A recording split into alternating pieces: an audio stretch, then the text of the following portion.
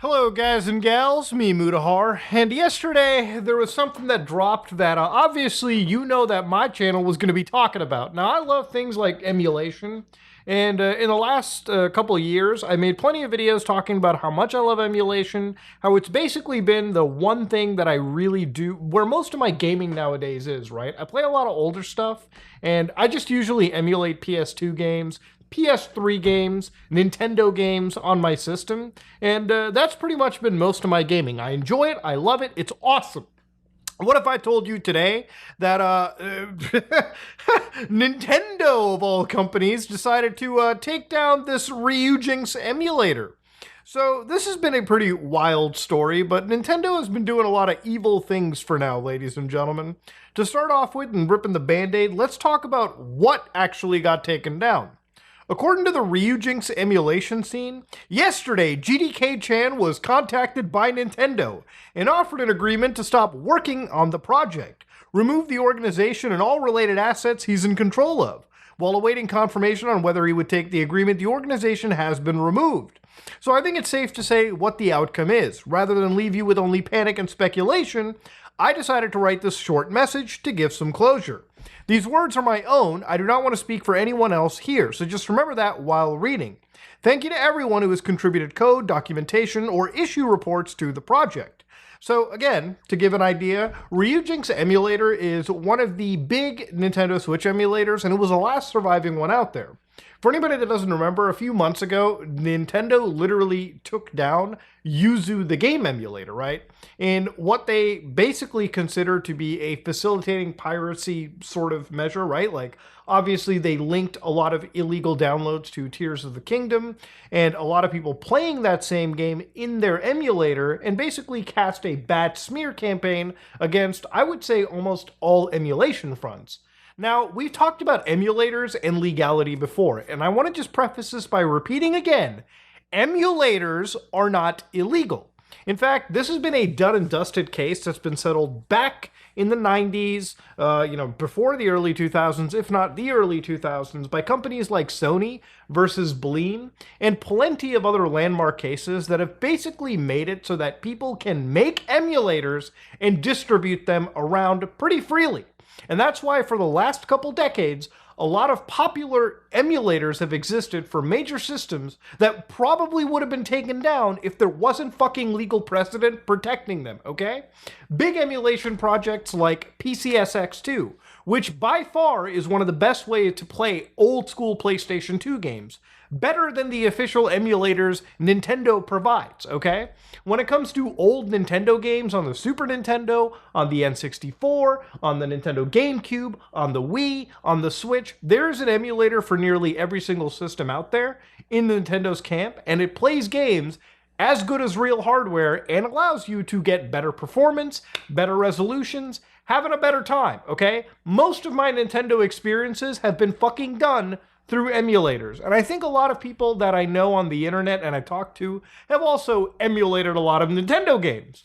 So Ryujinx was the last basic emulator project out of it, and it got effectively I guess you could say bullied and shut down. So the people behind it basically reached some back alley agreement with Nintendo and effectively just removed the game, unalived it at this point. So of course they end up showing the Switch versions and iOS versions of these emulators as well, which it seems incredibly promising how they actually were running these things on literal mobile hardware as well. To show you just one little aspect here, the Apple A17 Pro, with its own issues, I mean, the fact that they couldn't even reach the full compatibility, was running a game like Breath of the Wild at 23.5 frames per second, which is pretty impressive for a mobile device. So regardless of what actually happened, the headline here is Nintendo literally got into their legal camps and decided to shut down the last largest emulation project for the Nintendo Switch. A system that, by the way, is already effectively on its fucking way out, okay? Apparently there's a Switch 2 that's supposed to be coming out, which is whenever that is. But yeah, Nintendo decides to shut down an emulator towards the tail end of their lifespan, okay?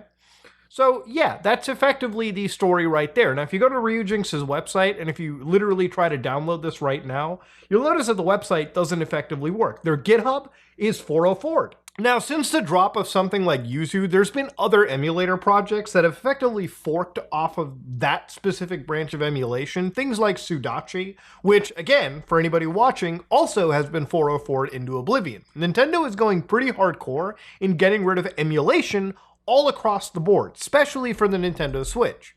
Now, to give you an idea, all right, one of the explanations from Nintendo is when it comes to emulating the Nintendo Switch, it's not so much the emulator, I guess, they're against, but according to the the legal petitions made, it seems that Nintendo is more so targeting the fact that in order to emulate Nintendo Switch, to gain access to firmware production key files, you need to absolutely jailbreak a Switch, in a way circumventing their copyright protection, and that, Nintendo claims, is illegal no matter what, which is obviously something that, honestly, I wish to see tested in a court of law. A lot of these emulators get away with basically spreading their files if they don't share actual proprietary code. So for instance, going back to PCSX2, if you want to play PS2 games, then you can just download the emulator right now, but you can't just slap in an ISO file and play a video game. No, you have to actually dig a BIOS file out of a compatible PlayStation 2. Now, whether that be a European PlayStation 2, a Japanese PlayStation 2, or a North American PlayStation 2, you have to source your BIOS files legally. And of course, I know, but Muda, there's plenty of people that just download these files off the internet. That is illegal. That is violating copyright protections. But I think if you can dump these files yourself, I think you should ethically be allowed to, okay? If you bought a piece of hardware, you should be allowed to at least back up files from that piece of hardware. In my personal opinion, of course. So yeah, Nintendo shuts this emulator down, and here's the reality of the situation. I think the reason Nintendo really went after Ryujinx is, if you haven't noticed recently, Nintendo released this one game known as Legend of Zelda Echoes of Wisdom, and what I'm not going to show you is any gameplay of it because Nintendo is so petty, the next topic we'll be talking about in relation, shows that Nintendo is willing to remove footage off of the internet if apparently you have been emulating and showcasing emulators and, again, Nintendo games running in said emulators. So this is, again, a Digital Foundry screenshot of Echoes of Wisdom. Now, if you look closely, this is a frame rate number of what the game is currently running at on a Switch. So 41 and 47 frames per second respectively. This is a game that runs not so well on the actual Switch hardware itself, like an actual Switch that you can buy. It's typically a game Nintendo has left running with an unfettered frame rate, so it fluctuates between 30 and 60 frames. Now, the problem with this is if you've ever played a game that judders like this, you can actually feel this impacting your gameplay. So the way that emulators did it, if you actually were focusing and looked at the emulation community, literally 5 days ago, people were running Echoes of Wisdom, literally on launch day, and even running leaked versions of the game before its release at 60 frames per second, up to 4K graphics, okay? And it ran better than actual hardware. So obviously Nintendo's a little bit fucking pissed that people are running their brand new games on an emulator. But can you blame them, Nintendo? Like, at the end of the day, the Switch should have been retired fucking years ago and been replaced with better hardware so that these games that they're launching don't have to run in a compromised, way, right? Like, this is running worse than a fucking Grand Prix at a retirement home. The fact that gamers have the option, literally right now, on their PCs to, back up their games to their computers and run them under an emulator, as I do, and get better experiences. The fact that Nintendo's jumping in between that really shows that they don't really care about the gamers. They just fucking care about their specific bottom line, and of course, how can you blame them? It's a company at the end of the day. Now, is there piracy? Absolutely. I'm not going to pretend that there isn't any piracy in regards to this specific topic.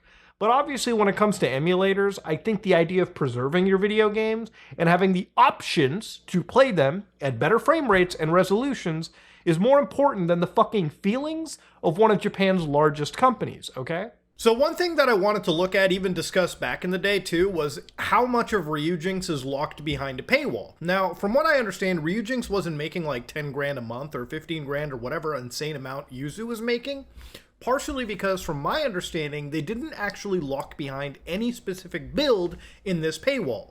So if you didn't know, Yuzu had early access builds, which sometimes provided better compatibility for video games. Like, I believe Tears of the Kingdom worked pretty well underneath the early access build for Yuzu.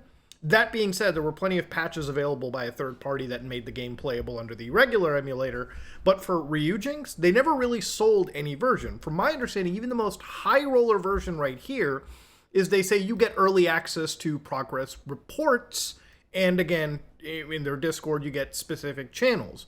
But nothing here necessarily screams they get early versions, right? They get to be included in the discussion about in-flight development projects, the future of the emulator, and maybe this might be the only thing that could count for Nintendo's lawyers, or like Nintendo getting pissed and talking to them, maybe the early testing. But from anything that I've researched, these people were not distributing early access versions of their emulator that were running certain games day zero or even day negative whatever before their release dates. So yeah, Nintendo literally hates you, and they hate the fact that their games can be preserved, okay? For Nintendo to do this towards the tail end of any console's lifespan is just the saddest shit to witness. So again, when it comes to emulating video games, the way that I play these things is under an emulator on my PC, and then I use things like SyncThing, where I can actually copy and synchronize that save file to my actual Steam Deck so I can play these games on the deck, and just like a Switch, and on my PC with 4K 60 frames, all the bells and whistles, okay?